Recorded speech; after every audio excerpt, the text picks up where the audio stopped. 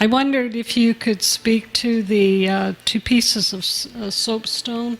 There was a grouping of 3. Right? Oh, yeah. And then the larger one with kind of burnt orange inclusion. Oh, the translucent area in the stone? Yep.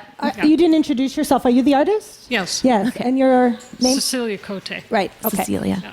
And I'll let Belinda speak a bit more to this. She spent time up north and also part of New Zealand's heritage in carving as well. So Yeah, I did stone carving in New Zealand. In particular, the part of New Zealand I was working in the town further south, had indigenous limestone.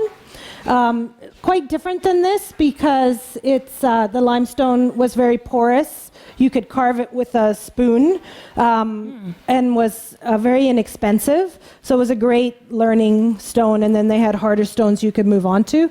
But you didn't have to use any hydraulic tools. Are you using some hydraulic tools on your... Yeah. I mean, your work is the very beautiful pieces. And I think you actually have quite a distinct style. You can see the kind of cupping shape that's really part of your style, I think, which is nice. My thoughts about the pieces were they could maybe benefit from a little bit more areas of rest. So some solid, more areas that weren't as worked, so that when you do work those intricate curves into the piece, that then they stand out and become the focus. In a way, when it's carved to such detail all over, it's like they begin to start fighting for focus in the piece. And the only other thing I sort of felt with probably the stone carving in general is that sometimes I can almost picture, art placement, the shelf where those stones, are sitting where you're going to buy them.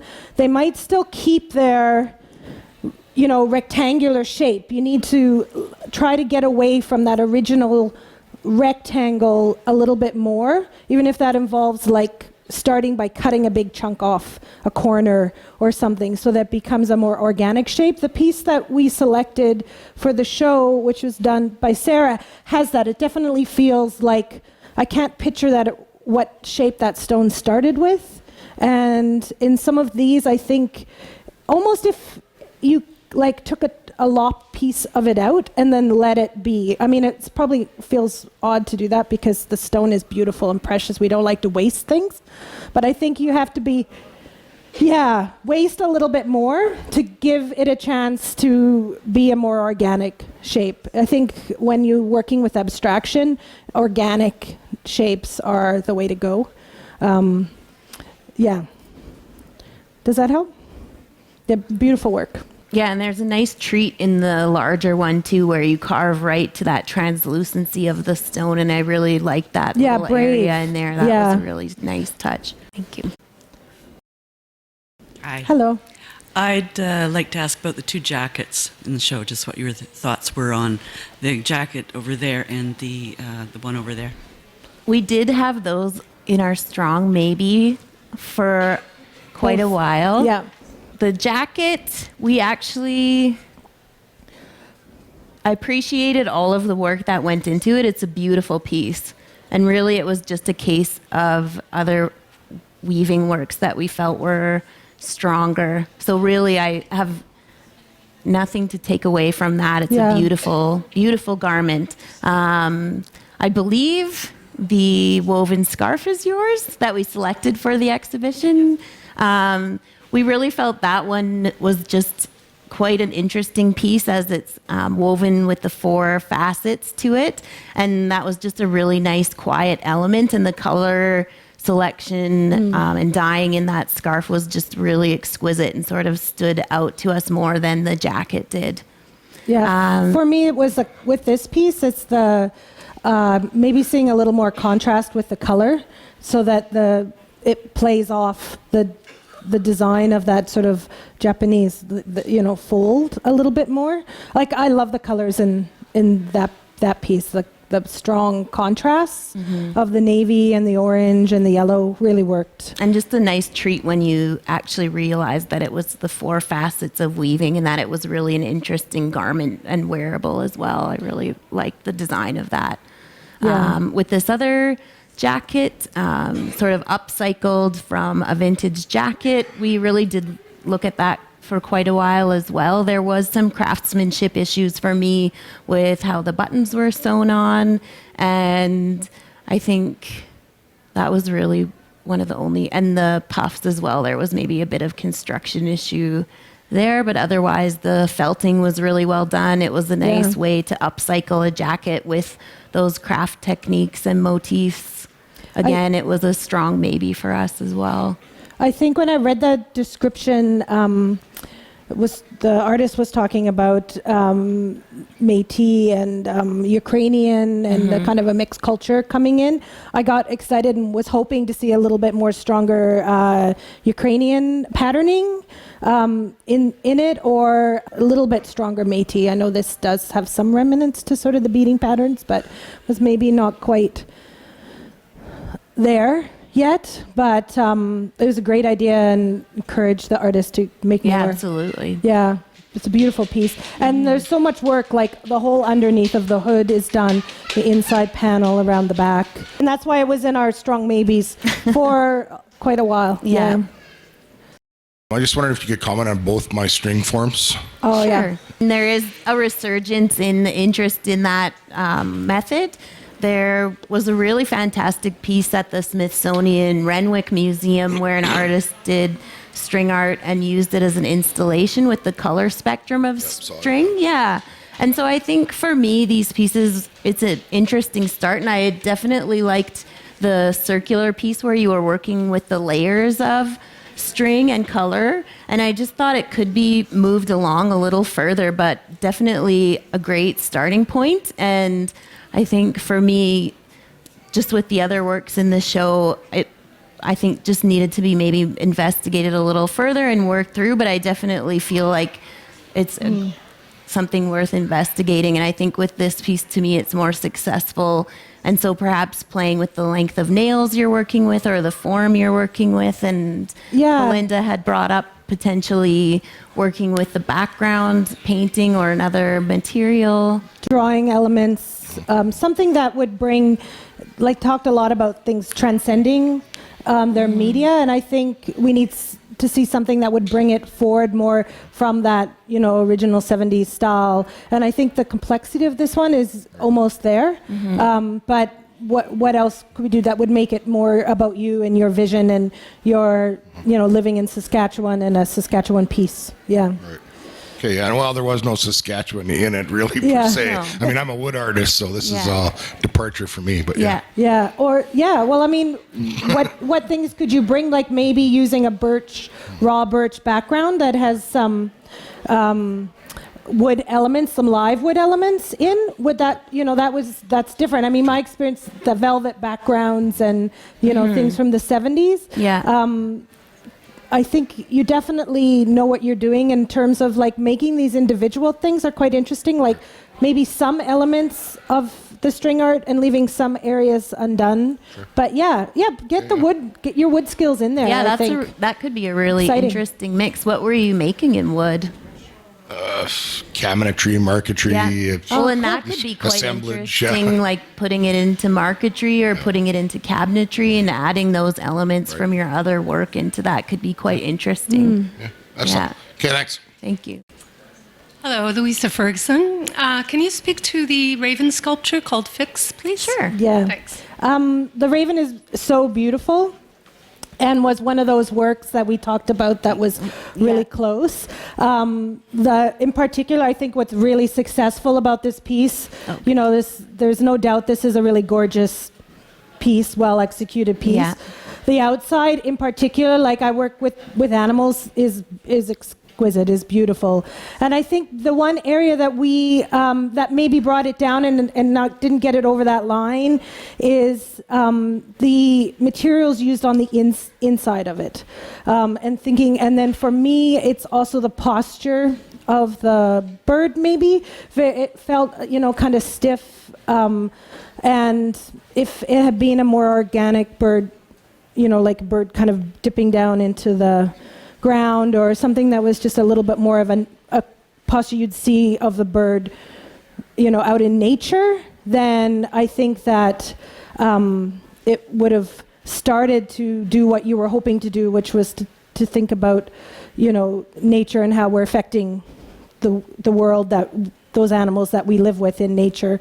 I'm assuming that's sort of what you're thinking about, the at-risk. Well, it's an evocative piece, so it's Yeah. open to many things. Yeah. That's part of it, yeah. And we did have quite a conversation, about a lot of the pieces. This was one of them where we thought, we'd really like to see these developed into a series, and there's a lot of room to work with the contents of the bird and what kinds of things it's attracted to, and maybe changing up some of what's happening inside with objects and materials, but there's room for a lot of narrative and exploration in there, and we definitely thought that would be a great series to continue through, so please keep going with that. We really did think it was a great piece. I think the wire for me was a bit of a miss, maybe something a little softer or organic would have created a contrast to that the bird itself, which is a beautiful copper work. So I think I would love to see you do a series. This could lend itself to a series easily, with different gestures and the splitting happening in different parts of the bird. And I just think, keep going and make more. And it's a beautiful piece. Yeah, it was one of the heartbreakers for us. Yeah, there was a few. As craft artists, we definitely are on the other side of this, and I've mentioned that before, but it's really hard for us. We struggled over a few pieces where we really kept having conversations over pieces again and again, and trying to convince ourselves, can we overlook this little part and can we put it in, but what would we take out if we put this in? And so the last few were a real struggle for us. Yeah, and also, I love anything to do with animals, so I can't just gravitate towards the things that I love the most. Yeah, you have to check yourself. Heike? Hi, my name is Heike Fink, and I first would like to ask a question on behalf of another artist. Sure. Elizabeth Miller. Her piece is one of her pieces is the one with the birds, the glass piece in the back there. Yeah. And then there's also a little, like a drop bowl with some birches on it. So this piece, again, was another one of our long debated pieces. Really like this piece and could really appreciate the amount of different type of glass work that's involved in it, with the fused glass and the glass casting as well. My thoughts on it that kind of kept it from going over the line was the amount of color that was in it. I think it could have been a little more edited, the color. Like, I would have loved to have seen the paper with its blue lines, and reminding of us who are old enough of our school days of that paper, maybe left white or clear, and then with some color towards part of the paper, and then the birds moving out from that, so that the whole thing wasn't solid colors. So maybe a little bit more editing, a little more restraint by the artist. Yeah, and just the concept of that, the color on the page being sort of brighter and more colorful than the birds that are being free, and sort of that contrast of pastel and primary colors. And then for me, just an issue of seeing the hanging mechanism through some of the birds. So just dealing with that, whether just sort of painting or finishing the back of the bird so that you can't see the magnet through them was something for me. And just sometimes how some of the birds joined to that hanging mechanism as well was something that could be worked on a little bit more, just finessed. But again, that's sort of where the line starts getting drawn, is in those tiny details when you're trying to make decisions. The drop bowls, I really found those to be quite nice, and we did include a set of 4 of those in the exhibition. The finishing on them is really beautiful. The idea of letting the glass flow through a space and drop into that shape, and the cold work on them was really well done. The pieces that we chose were the ones without the bases, and I often found the bases on there was another piece as well that had quite a busy base on it, and I think that took away from the elegance of the shapes. So definitely the stronger ones were the ones without the bases on them. Yeah, the kind of Achilles heel, and I talked about this in my own art talk on Wednesday, that I'm always conscious of and struggling with is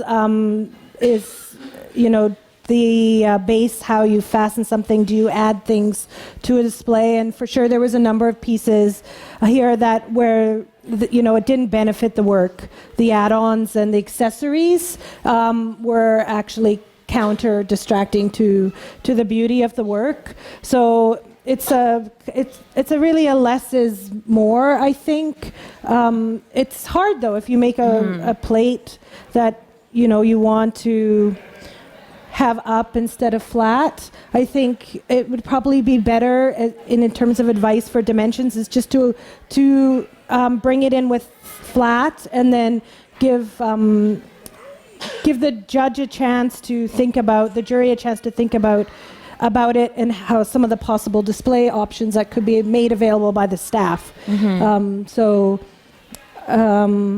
Yeah, there's some accessory issues in Yeah, here. I think so. And sometimes I think like with people who are sort of leaning towards minimalist work, but there's still this apologetic factor in craft artists where sometimes you feel like you have to give people more to justify something's existence. And so sometimes you do need to sort of take a step back and pull things away and not be apologetic if something's really clean and minimalist. That's okay. Yeah. I mean, not always. Heike, your piece, which did get in the show, The Otters. Yes. That one you added the stones and the silk scarf to give it a tableau, and that worked. I think it's going to benefit. It could have, like, I can picture it really looking beautiful on, a simple handmade table or something, or some of Jim's metalwork maybe, or like having it up and having some space underneath. Yeah, I had a kind of struggle with how to install them because I was a little bit scared that it looks too playful, a little bit too much like a child scene or something. But yeah, I did not really have an idea to... No, incorporating the natural elements and even just taking into consideration, because if it was just the otters, they are a great study of that animal's movement and playfulness. And that was really successful in bringing in the natural elements, but thinking it through and having the dyed scarf there really finished it off quite nicely. It was risky though, because an otter is so cute and they can look toy-like, Yes, But I think that because you brought in so many, your craftsmanship, your level of craftsmanship was strong right through each piece, and that helped to counterbalance that cute factor, the toy factor. Okay, that's good to know. Yes. Congratulations. Thank you. Yeah. And could you also say something to my second piece, the Leonard Cohen figure? Oh, yes. And then this one, I think you just didn't need so much of the extras. Yeah, Okay. like the figure on its own would have been strong enough without those extras, I think. The extras, meaning like the vinyls underneath? Yeah. Or, I mean, I Well, have to... maybe or keeping some of the vinyl, but not the sound element. The sound element was Yeah. too much. Okay, Yeah. I was kind of thinking of that too, whether that might be okay. Yeah, that's I feel a like- good reflection. Yeah. Yes. I mean, the Yeah. felted work is Yeah. really well done. Yes. It was Yeah. a strong work, but yeah, it just sort of felt like that a little bit too much. Too much, okay. Yeah, Okay, and I that's- mean the And we likeness felt is the really otters were fantastic. stronger and just a stronger display. But yeah, it was a okay. fun piece. But Okay. again, with the otters, we felt those were a stronger felted piece, and that the tableau that you created with them Yes. was really Yeah. successful. Okay. Hi there. Hi. I'm Aaron Solomon. I did the horse and the woman stretching. Yeah, came quite a ways, so I'm hoping to get your opinion, I guess, on what you thought of these two. So It was really nice to see some different kind of stone. I think to have the darker and that, what's the stone that the female figure is? Purple Wonderstone. Yeah, which is really nice. I think perhaps that work in particular it was sitting a little bit in the middle of, is it abstract or is it figurative, and it needed to tip one way or the other. Yeah. So the finishing is really beautiful on that piece, but perhaps work on making it a little bit more figurative. I think once you committed to that, it's really just the top, looking at it from the top, where it feels way more abstract, and it's kind of moving away from the gesture of like the head, how the head is placed in the arms and the neck. So yeah, but beautiful, elegant piece. And then I like different type of tone in the horse. I just think perhaps, again, this one is suffering a little bit from that. It's too close to the original shape of the block that it came from. You needed to, I know what you do is you get the piece and then you think, what does it look like? But maybe you need to go, what can I turn it into? Like, I really want to make this form, and don't worry about the fact that, it fits in this way, so it's going to get cut off at the legs here. Maybe push a little bit more that way. Don't let the stone speak to you so much. You speak to that stone and you tell it what you want it to do. Yeah. And I like the mark making that you left on this too, like having that contrast of the really, like you can tell that you spent a lot of time getting that high polished finish on them, and the craftsmanship in that is really great. And the horse, I really like the contrast and the mark making that you left sort of the raw and polished as well. So definitely playing, like continuing to explore that. And I think for me, it was just more a sense of the form. Yeah, your finishing is right there. So when you hit on that right composition, I think you're going to be... You're going to be there. Yeah. How do you feel about the works? Are you happy with the... Yeah, well, I'm happy with the finish, but it's more, like you said, the rest of it that I'm kind of looking for feedback on, because it's... exactly what you said, I'm struggling a little bit sometimes looking at it. How realistic do I want to get? Versus, when you look at it and you see something, I've been on the other side where I've gone a little too abstract and then they don't know what it is at all. So it's kind of... and that can be okay just too. trying to decide what, Yeah. So. Well, maybe you set yourself a couple projects where you just give yourself permission to go further with it and don't worry about mistakes or the outcome, and go, I'm going to try to be super realistic. How realistic can I go?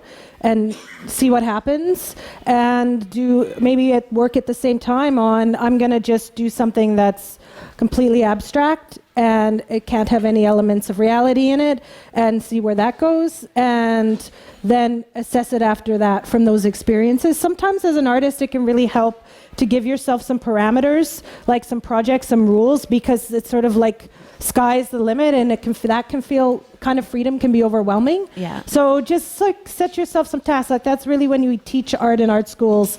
That's why they do those project-based things that give people a chance to try things and that they maybe wouldn't normally try, and see how it goes. And so that's what I would suggest, because your skill level is excellent.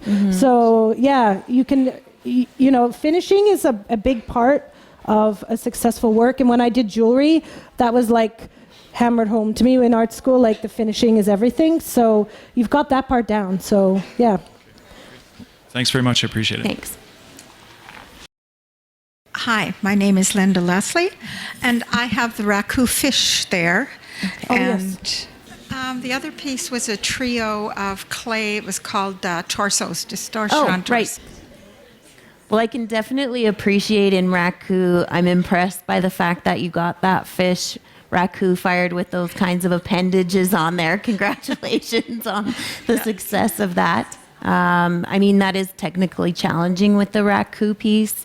And I think sort of starting to make this fantasy creature, I feel like it could be pushed further if that's something that you're interested in exploring. And now knowing that these pieces are from the same artist, it's so interesting when you're jurying and not knowing whose pieces are whose or which work is theirs, and to see that there are these two bodies of work. I feel like there could be somewhere in the middle with this.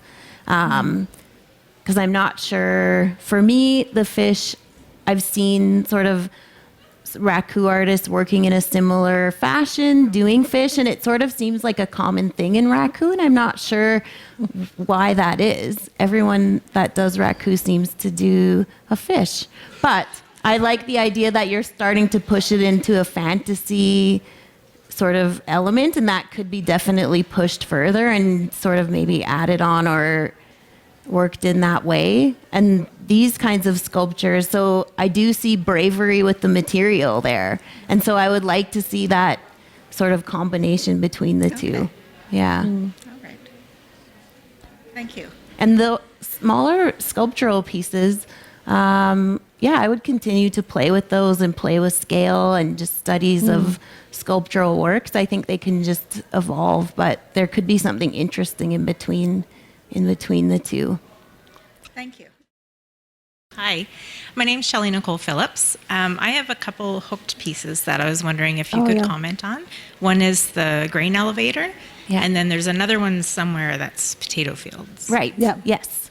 Those were definitely in our strong maybe pile. And one of the things Belinda brought up was just maybe having more space. Yeah, I think some scale for composition so that you have room to play more with the pattern. I love the sky, and I wanted to just see more of the sky because I think your patterning choice is really excellent. It's a scale. I think it was just a scale thing.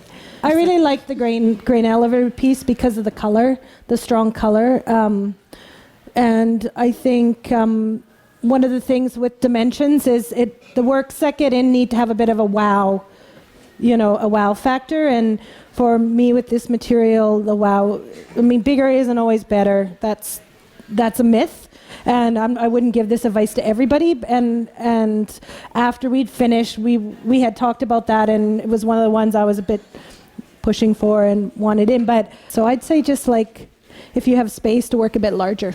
Yep. Yeah, they just felt a little constrained, and the pieces I felt like could have done with a bit more room to, and the craftsmanship in the rug hooking is really well done. Yeah. I was also wondering if you could comment on one of the pieces that's in the exhibition, the beaded sealskin bag. Sure. Yeah, I just thought the quality of the beading was excellent, and the sewing as well. The inside lining is beautifully done, and I like the way the handle was attached so that you can appreciate a little peek into the leather work that's sort of under the beading. I'm assuming, and for me it was a strong piece in terms of craftsmanship. Yeah. Thank you. Thanks. Hi, I'm Rita St. Amant, and I have one that's needle felting, and the other one is on the table there. The quilted one. I just wanted some feedback. Which one? The quilted one on the end there. Oh, okay. What's it called? A Look Beyond. Yeah. And the other one is a large needle felting. Was it the one with the pastel sort of? It's the big one back there. Oh, yeah, beautiful. Yeah, I really liked both of those pieces, so I'm not sure how much feedback I can give you other than to continue on. Less is more? No, I don't think so. Not always. I really like that felted piece quite a bit, actually. Like the color sense in there and the sort of abstracted composition. I really appreciated that piece. Sometimes I have a problem making less is more, so I don't think it's No, I think it's successful, and like I wouldn't pair because you do have areas of rest for the eye in the background of the quilted piece as well, so I think you have a nice balance there between. And do I have a rest area in the felted one? Yeah, I think in the background area, sort of that blurring of a natural composition. My only add to that would be not to contrast what you said, but is that with needlework in particular, when you're putting a lot of time into hand stitching and embroideries, is that if you just do pay a little bit more attention to your colors, you can let the craftsmanship pop out. So in areas where you have those the leaf overlays and the appliques, then give it a little bit more, like even if you take it down, like knock it back a key into a little bit more harmonious tone, then that will pop forward.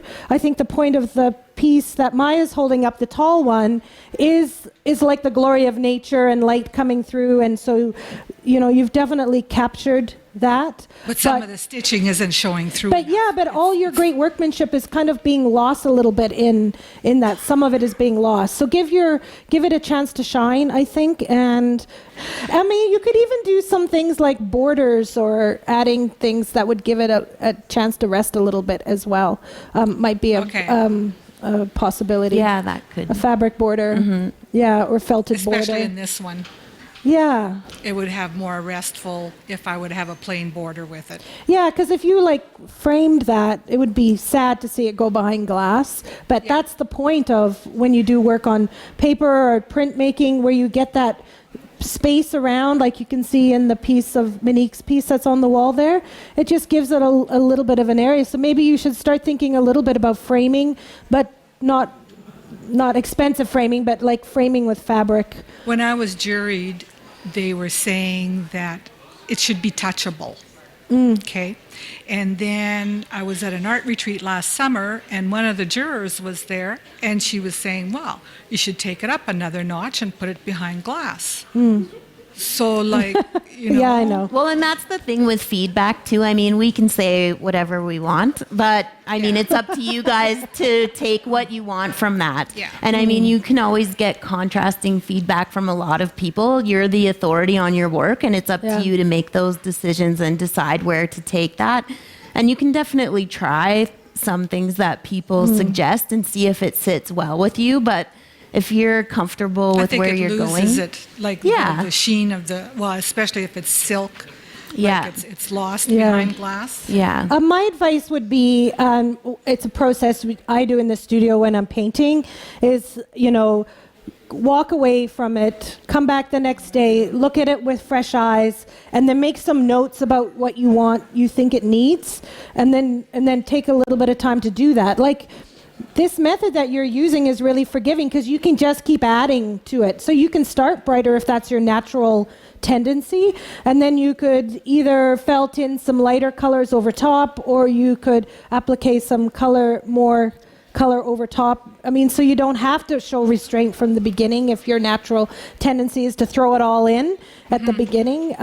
But yeah, give it some time and add and subtract from it. That's what I do, is like whenever I'm working on a piece, when I see it, when I walk in the studio for the next time, all of the problems just jump out at me, and then I don't know, you're in there for half a day, and then all the mistakes disappear again, and then until you walk away and look again, then you'll see them. Yeah, and I take photographs too, or looking in a mirror. Yeah, that's good. Because then you're seeing different aspects. Yeah, photographs help too. Sometimes looking at your photo, you see the problem areas. Yeah. Yeah, I do that in the ceramic studio sometimes, because if you're not sure, I mean, you'll look at something, does the spout look better up here or down here? And you keep moving it back and you can't decide.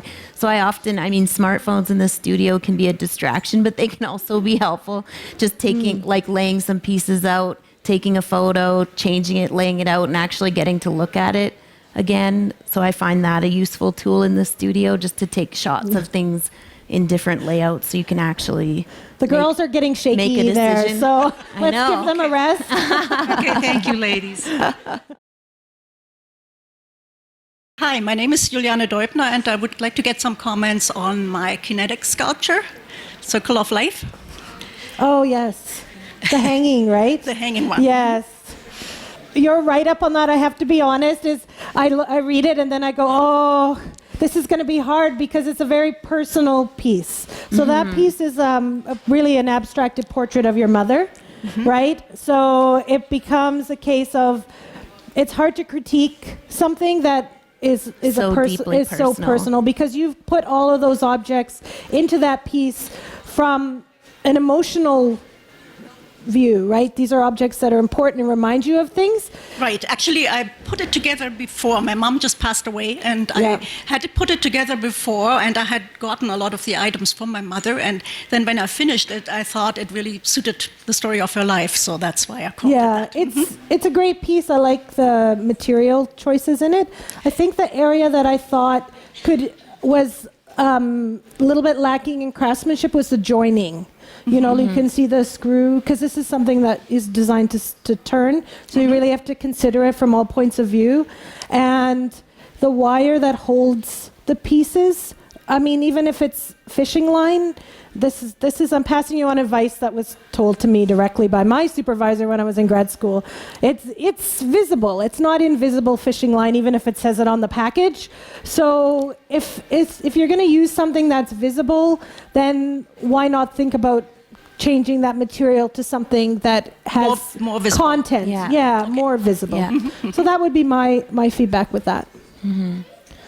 Okay, thank you. Thanks. Hi, Mary Lynn Podolak. This is really exciting that we all have the opportunity to get feedback, so thank you.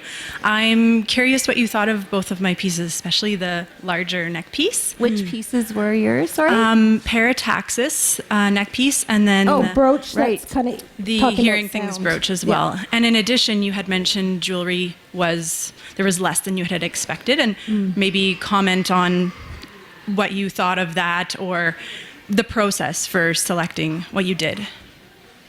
Well, I think with anything, we were looking at it in the context of the whole show, and we weren't allowed to curate by medium, but we did make sure we revisited each medium to make sure that we weren't sort of missing anything. And I really thought that it was quite interesting. So there's resin, silver, and silicone. And so just those different choices of materials I thought was really interesting and room for a lot of great exploration. Color, the addition of that was really great. Between the two pieces, I felt the brooch was stronger with the inclusion of the silver element, was really well done.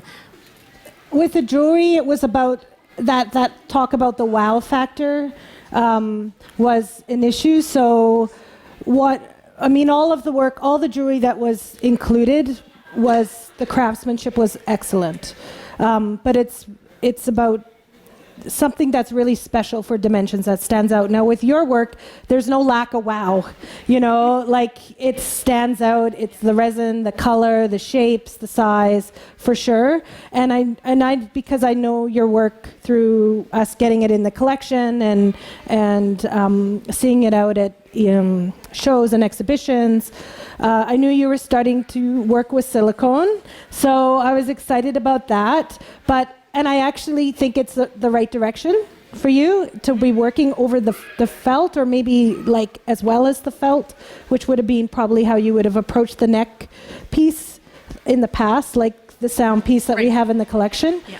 But the joins of the silicone, I think, need to be worked through. There's that kind of thick patches where they join. This is really more technical nitpicking when it comes to Mary Lynn's work, but. Yeah, I was thinking like it'd be really exciting to see you combining the metal and the silicone together more. Like, can you create a handmade chain and dip it and coat it so that it has that in it? And I wonder about longevity and things. So it definitely was, actually all the jewelry pieces were thought about a lot and talked about, and I mean the craftsmanship is there. It's just that the wow factor. Yeah. Great. So Thank you. you have you mentioned too that you maybe thought that the little bit of the silver where it attaches could have used something. Yeah, and the necklace, I felt like the silver wire work was maybe just a little more awkward, like some of the lines and the bends in it.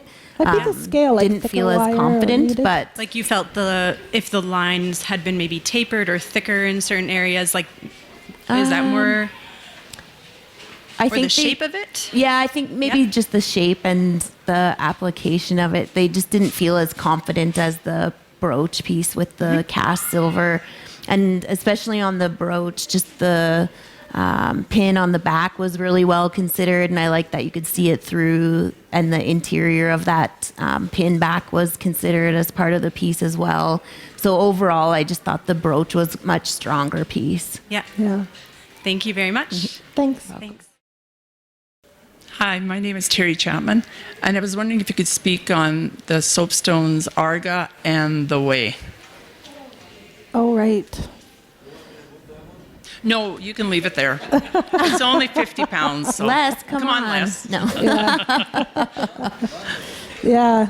I really liked with that piece that you did leave the natural stones that were part of the rock into that piece. We did have conversations around the drilling with the tools in a number of rock pieces and not sort of moving past that machine drilled hole. And so that was something that we had a longer conversation with about some of the other stone pieces as well. Okay. I think because this one has its edge, this is probably one that works the best with the machine made hole. Mm-hmm. And then with the other piece, I thought that one, you really definitely moving away from the box that I thought was an issue with some of the other ones, but it's just a little more finishing. Like you've got this kind of organic line, but it's not quite smooth. It's a bit, not quite worked for me enough. Like if you're going to make 3 parallel lines, then they should be really like either more naturally not matching or matching more in those parallel waving lines. Okay. So I think it's maybe just a bit of more finishing for your pieces. They're close as well. Yeah. Okay. Thank you. Thanks. Thank you. I'm Jenny Lynn Fife. I was just interested to hear some feedback on the pieces I submitted.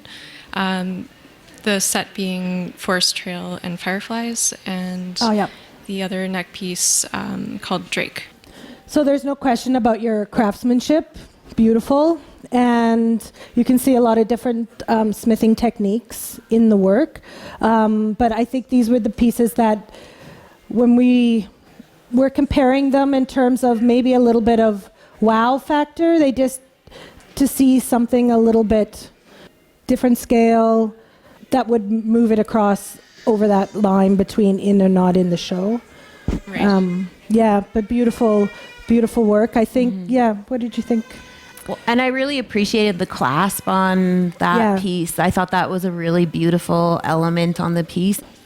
The theme of fireflies on the other necklace, that didn't necessarily maybe translate as much as it was part of the title, but could that be worked with more with some of the piercing and potentially how the light moves through the piece or something more evocative of that theme? But again, beautifully crafted work and really like some very specific feedback, like for me on this necklace would be like the scale of the pieces that go up the chain is really quite similar to the scale of the feature piece, which is below, and maybe we need to see a bit more of a contrast between that and the chain, or like if even if you kept it all like thin silver chain, and so that then the focus is on that piece, then maybe it's just a slight scale thing, I think. For sure. Yeah. When you were talking about the fireflies, it's a hint toward so that people can get an idea of what's happening, because it's more an abstract. Well, and it doesn't have to be overt either. Yeah. No. With And I mean, so for me, it doesn't necessarily have to mean that there's a representation of a firefly, but maybe it's about how the light moves through the piece, or how piercing and something like that can be a nod to that as well. But definitely it doesn't need to overtly have a giant firefly on it. No, incorporating the Gothic architecture into the more natural forms. And natural things versus structural things, right? Yeah.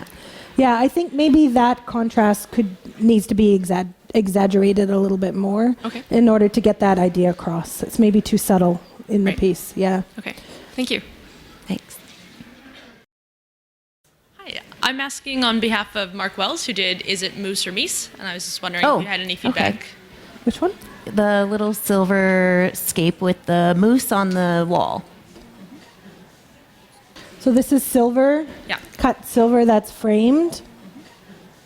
Again, that was a really well-made piece. I feel like even just a contrast in dealing with those materials and layers in the piece itself, maybe adding a little bit more texture to some of the metals in there so that some of the layers sort of stand out a little bit more. But really nice, well done. Jewelry sawing is torture.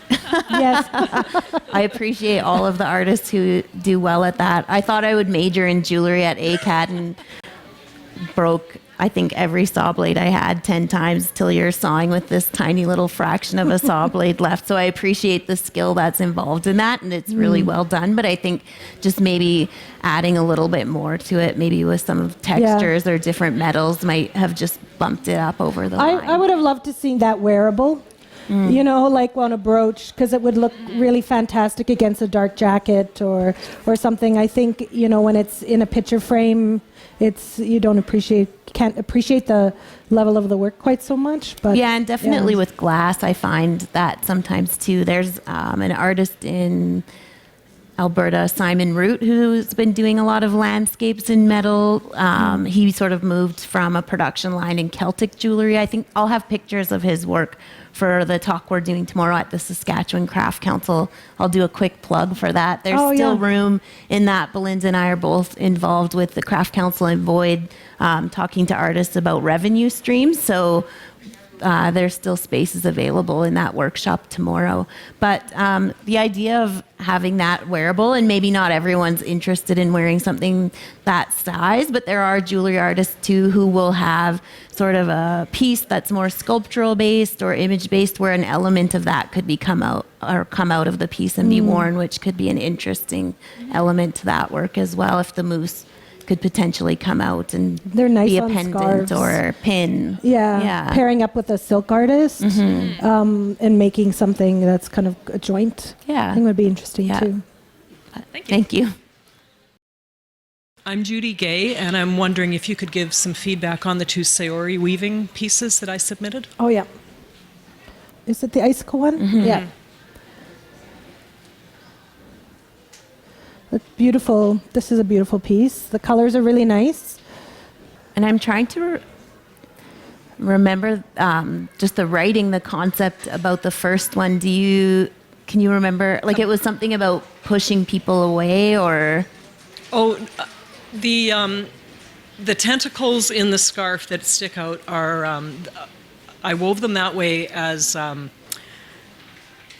sea anemone tentacles. And so it was, the feeling I got when I was weaving it was like a sea anemone protects a clownfish that lives inside. Right. And so this was, the name of the piece was I Am the Clownfish, because you wrap the tentacles around your neck and it protects you against the cold. Yeah, and I really liked that concept, and I thought the colors connecting to that was really great as well. And I just thought that with that concept, it maybe could be played up a little bit more. Longer tentacles, more tentacles? Or I mean, it can still be subtle, but I did feel like that could be pushed a little bit more. But I really liked the concept behind that one particularly. And I think that's the stronger piece for sure. The challenge of the icicle one for me is the edging, and feeling like the edging was of each of these individual icicle things came down, were substantial enough and didn't become like too wispy and looking a little bit like Ragged Edge. Yeah. Okay, and a follow-up question. As jurors, or as an artist, how much information do I provide to jurors when I'm in a fairly uncommon segment of weaving? Because the Saori weaving is very different from traditional weaving. Yeah, I mean, so how much information as an artist should I be supplying to jurors about that? Well, I think I mean, it's good to know, and sometimes we will, if there's an area that we don't know about, we'll ask more information on that. But the complexity of it, in the end, it has to hold up as a piece in front of us to see. And there was something about this one that aesthetically, it didn't draw me in. And I don't know if it was the colors or the attached materials. I'm not sure. Okay. Thank you. Yeah. Thank you. Hi. I'm Sarah Lightfoot Wagner. I'm wondering if you can comment on a friend's piece, though. Sure. So the table in the corner, in the far corner there. Sorry, it's kind of big. And also a hammered steel bowl. Yeah. Oh, okay. Thanks, that'd be great. The hammered steel bowl, it was a really sweet piece. We did spend a bit of time with that one in our Strong Maybes as well. There is another artist that I'm familiar with who does similar work than that has pushed that on a little further than that. So I do think it is a beautiful piece, but I just feel like maybe a little more, I don't know. It was in our Strong Maybes, though. It is quite an elegant piece, but. Yeah. And I know from some forging that I've done and metalwork how hard it is to work with steel in that way. So I did appreciate that, and the finishing is nice on the edge. But again, when it's an object that has to hold the weight on its own, then it just didn't quite get across the line. Yeah. Mm-hmm. And then the table, it was just some craftsmanship issues, I think. Yeah, I think with just with some of the joins closer to the legs, there was just some gaps and I think potentially a little bit of glue issue there. But really, that's it. Just small finishing details. Yeah. Yeah, but beautiful, beautiful work. I just saw Melody Armstrong a few days ago, and she was disappointed that she couldn't make it. She's excited that it's being filmed, though, so I just am up here asking on her behalf about her submissions. Yeah. With Melody's work, I just really disliked the way she presented it. With maybe you guys could bring it over.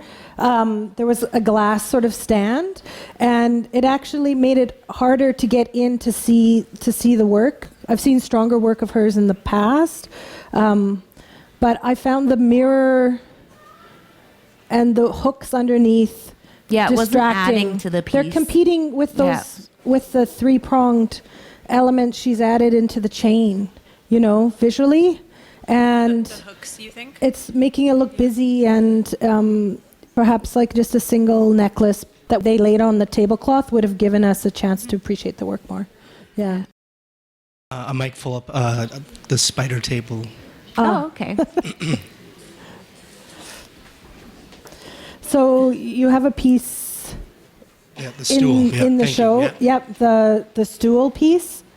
I thought with this piece, it needed to either go more into the sort of thematic, more or less.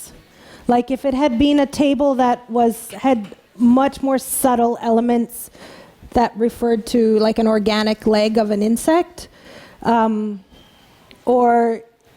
it went further along. I mean, there's no question about your craftsmanship, but it just sort of sat a little bit in the middle for me.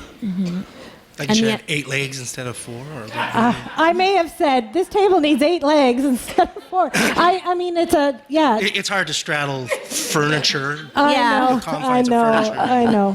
So, that you're thinking about function over form. But when you add in those elements, I think if my advice for this piece would have been to have it be a little more subtle. Yeah. When it was raw, like no dye on it, I showed it to people and they were like blown away. And then when I had dye on it, I had less reaction to it. But the piece that you did get in for people to know the round. Can we pull that out? Pull that out. I love the proportions of this piece. I thought that was a great piece, like just with the color combinations and the laminating of the wood, the weight of the legs and the base. I thought that was a really great piece. Another fun piece as well, but highly functional. And I didn't try it out, but Les did. And you're welcome to it. It's really strong. Great. Okay, thank you. Thank you. My name is Cameron Hood. And I don't have an artistic bone in my body, so just take that into account with my questions. First off, you did mention something about comedy or humor, and I'd like you to sort of expand on that a little bit. And second, the swimming upstream just makes me giggle every time I see it, and I'd like your comments there, please. Sure. I really love that piece as well. I thought it was great. The craftsmanship and sort of the doll making in the gophers was really well done. The only letdown for me, and the reason that it sort of didn't make it across the line in the show, oh my God, guys, put the Sharpie down. Don't use a Sharpie. That title on the front was such a letdown for me. I really felt like that took away from the piece so much. I don't think it needed it at all, and it's so awkward compared to the rest of the piece. And then just the turning mechanism itself just needed to be worked out a little bit more. So if that's an intent that the piece is meant to be used and played with, overall great, but it just wasn't working very smoothly, and some of the pieces weren't turning, and so really it just needs to be finessed a little bit more. But I really love Mary Romanuk's work. I have a piece of hers myself, and I've curated her into exhibitions. And I think it is a good lesson for everybody to see that even the most accomplished, creative terrific artist can sometimes do just a little misstep. And I think in this case, it's an easy fix for her. She can sand that back and take it away, or add fish over the top, or because the whole idea of it is really lovely, and I love that humor in her work. So it was. Yeah, it was I wish that we hadn't really happened. struggled over that and decided, can we look past this? And we had that conversation about a number of pieces in the show as well. There was some really great vase forward, great works. This is also the case for this piece, which comes from an emerging artist that blew everybody's mind away. It was really well done, exquisite drawings, like well surface painted, and then actually if you can leave that off. The only issue I mentioned this one before, but on the bottom of this piece is some kiln wash that should have been sanded off. If you imagine your pieces being purchased and put into someone's home who also happens to have a beautiful table, they're really not going to be happy with you as an artist if your piece causes a giant scratch or gouge in one of their beautiful tables. And that's something that's really easy to remedy. And again, this piece warped and cracked through. And so I think even though it's an exquisite piece, I don't even know that it necessarily needed the base. And so as jurors, we kind of had that conversation. Well, yeah, I would jury that in absolutely if it didn't have a cracked base. And can we take the base away? Well, that's not really fair. They applied with the base. Yeah, or if Melody had just given us the necklaces without the display case. And so we're unable to edit what comes to us. But I think this one definitely is someone who absolutely has it. They just have to pay attention to those tiny details of craftsmanship. And there was a split decision on this piece about whether I didn't like the base so much, and Jenna. Yeah, I did like the base on that. For me, in ceramics history, it sort of referenced the Asian tradition, and I liked that piece and the base that went with it. It sat well together for me, but again, we can't agree on everything, but we almost did. Yeah. Could you comment on humor in art? Like, is a humorous piece still deemed to be art? Oh, yes. Absolutely. Yes. And I think it can be so effective because especially if someone's looking at a piece, maybe from outside of craft and art, they can connect to it on a totally different level. And then I think those pieces, when you're being juried into a craft exhibition, still, even if they are humorous, have to hold up on all of those other criteria as well. But definitely the sense of humor is a strength in the craft community here. We had some good laughs over some pieces, and unfortunately some of those pieces, there were just a few little craftsmanship issues, and not big ones, but enough for them to not make it over that line of the 35. Yeah, I'd like to maybe talk a little bit about Laura's, do you mind, Big Girl Panties, which is this piece that's hanging here, which was another one that we debated about back and forth. And yeah, we went back to that one a few times and really appreciated that piece. It's great humor, well crafted. The only issue that we had with that again was just the little inclusions. We felt like it didn't even need those polymer drawings over the top. Well, I don't think you need them at all. I think it's nice without. You added those little doily sort of pieces. But if you were going to add in like a linear drawing element to the work, maybe think about embroidery. But then I'd have to sort of see it and then know whether it's going to stand out against the wool and the big knitting feel or not. But for sure, that was a really close one, and it was really popular with the people who came on Wednesday. Everybody loved that piece, and people kept saying, "Did the Big Girl Panties make it in?" And we really, we had like, a lot of long conversations about that. We spent a lot of time in front of those Big Girl Panties. Yeah. Great work, actually. But it's great work, definitely. So we definitely recommended to the Craft Council to do a call for entry for a humor exhibition, because that would be a pretty great one in this province, I think.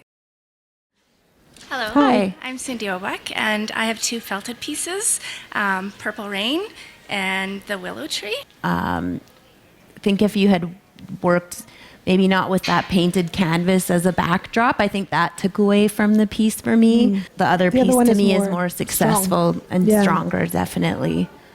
It's just the numbers, the amount of work submitted.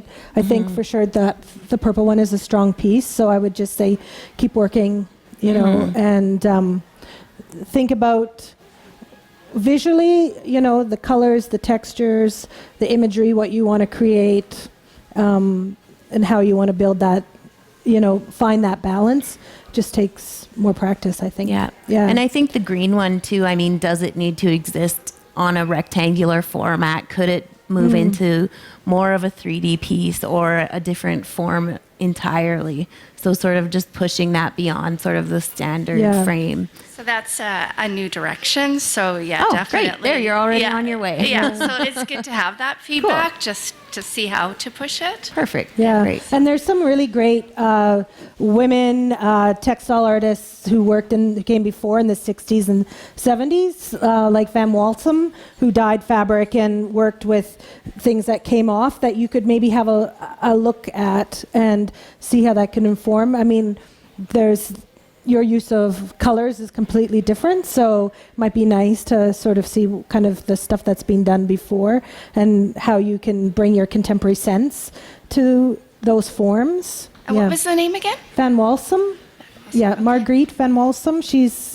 Where was she based out of? Saskatchewan? She's a Saskatchewan artist. We have some nice works in the collection I try to get out, but they're natural, so you have to be careful with exposure to light, so they don't get to go out. I have a question. Yeah. Can people make appointments to see the collection in the art bank, or it's out across the province? It's out, but people can come and contact me and come and see works on request. And my job is to get the work publicly accessible, so I'm always working to try to get the work out and in spaces. So I'm in Saskatoon, worked very hard to get a Marguerite Van Walsum piece, large piece hanging in City Hall, and it couldn't quite get through the politics of it, so it might be something I might try to revisit. I got the Fafard Rooster in there, but so I really wanted to. I love that kind of work myself, so it's a challenge. It's a balance between the care of the collection and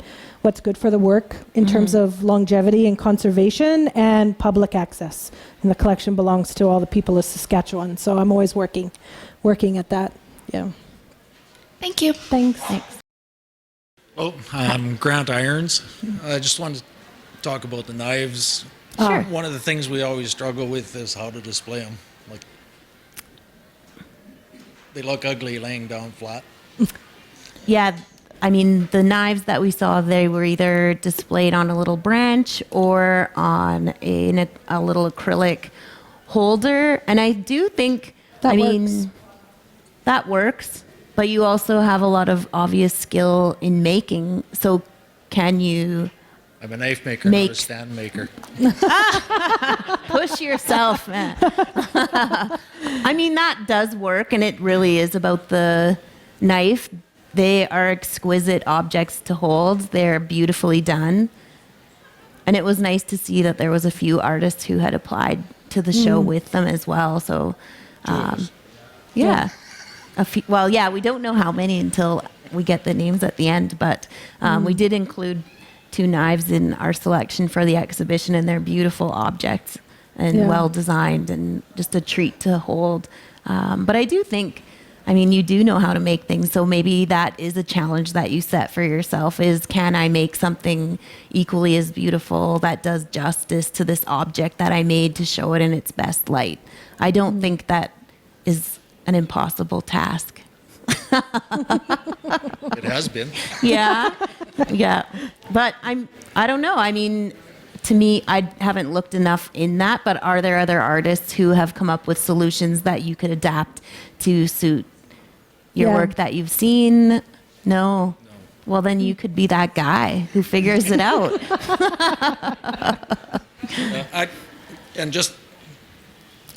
I guess why these ones weren't in and the other ones were? Sure. Definitely, well... The metal work on the red one, the orange one, that etching work I really liked with the eyes. I thought was That's engraving, not etching. or etching engraving. Yeah, is really good. And then the thematic of the kind of yin yang was nice on the other one. I thought design wise, it really the message came across really nicely. And I think the one that had the tiger eyes, just using that stone to its best capacity, like seeing that orange stone and deciding to use it thematically in that way was a nice touch with that one. And then the black and white on the other one, if you can maybe, Mia, if you can turn that around. So just day and night, and just again, they're both exquisitely crafted objects. Mm-hmm.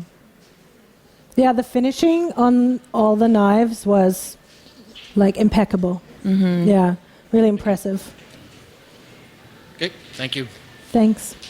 Well, and even as a stand, it could even be that just the wood that you're using in the handle, and maybe look at what is happening with chopstick rests, and maybe it just needs to be a tiny piece of the same wood that's in the handle that has enough of a little gouge to hold it there. I don't think it has to be anything elaborate that takes anything away from the knife itself. Hi. I'm Donna Stockdale. I just wonder if you could comment on the charred pine felt piece. I really liked that one. I grew up in a forest north of Edmonton that burned down, and I really appreciated just that abstracting of that. I really enjoyed that piece actually quite a bit. Yeah, I think it's a great work. Maybe doing it as a series, or where you get a chance to explore scale a little bit, or even giving it some dimension potentially, if you want to keep it flat and just keep playing with illusion. Or this is a piece that I thought could, you could mine the idea and expand on it for sure in series. This is one of the challenges of a show like this, is that sometimes work really does benefit from being in a series, and it's, it can be hard for work to stand on its own. So Would it have been better bigger, or? Potentially, yeah. Or maybe even just a little more detail work in the But I really liked wood. how you captured the glowing embers behind and sort of getting that texture of the charred wood. And there's areas of it that are more subtle, and maybe you could play up some different color ranges in there. But I really thought that was well handled for that theme. Yeah. I'd just like to say thank you to all the artists for braving the microphone and getting up there and asking some thoughtful questions and being very kind to us up here. Thank you so much. Yeah, and also another thank you out to the staff who've been really terrific with us and just super organized. They did a great itinerary. I said I wish they could organize my life regularly, and has made what is a difficult process like a really pleasurable for 4 days. So yeah, absolutely. Thank you. Thank you.